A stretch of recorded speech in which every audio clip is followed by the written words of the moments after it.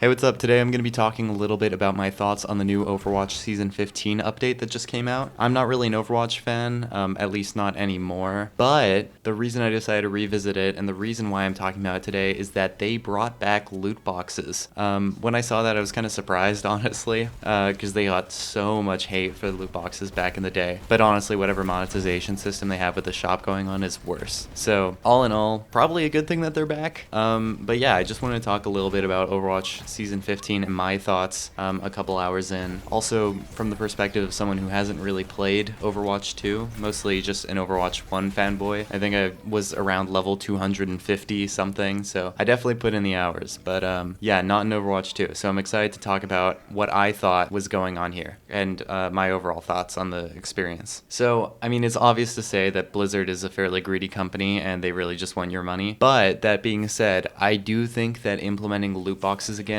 is somewhat player friendly, and it's always kind of a bit of a moral gray zone because, like, cool, they're giving us more things to spend money on or whatever, but from what I can see, it doesn't seem like you're able to buy loot boxes and you actually just get them as additional rewards. And I think that's pretty neat because the Overwatch 2 update kind of ruined cosmetics in general. Like, no one would ever buy anything unless it was like a legendary skin, because why would you? Like, why would you spend your money on a decal when you can buy an entire skin? It just doesn't make sense. So all of these voice lines, all of these sprays, all of these weapon charms or whatever they have now, they pretty much went to waste.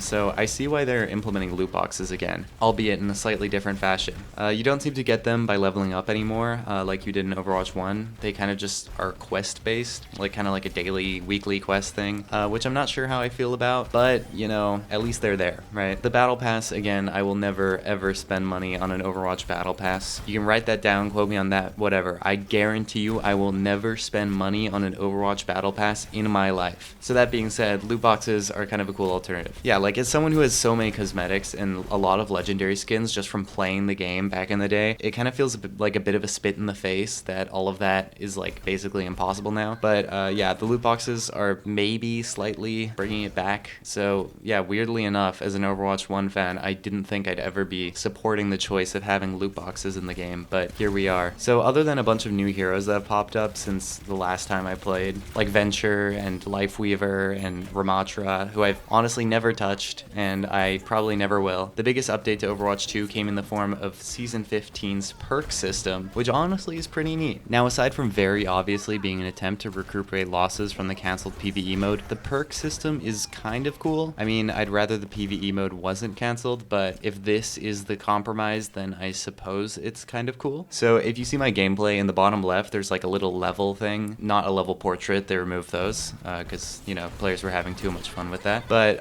the little level thing in the bottom left that says like 2 or 3 or 1 or whatever, that's like your perk level. And throughout the game, you, I guess by killing people, gain XP, and then that increases your perk level. And then eventually it reaches a point where you can pick a perk, which is just like a permanent upgrade to your hero for the rest of the match, which is honestly pretty cool. I like that it kind of expands the movesets a little. Like, I was playing a bit of Junkrat, I got a perk that allows me to deal more damage with my mines, and a perk that allowed me to use my Riptire to get like a cheeky little dash in. I was playing as Reaper, and it gave me a new right-click ability, kind of like Roadhogs. And of course, the Life Orbs. I think this is kind of a cool opportunity because it brings back mechanics that were removed from the game that players enjoy, and that they shouldn't have removed from the game. No, but it adds mechanics that people did miss, and I think that's kind of cool. Like the death orbs as Reaper or whatever. Pretty fun.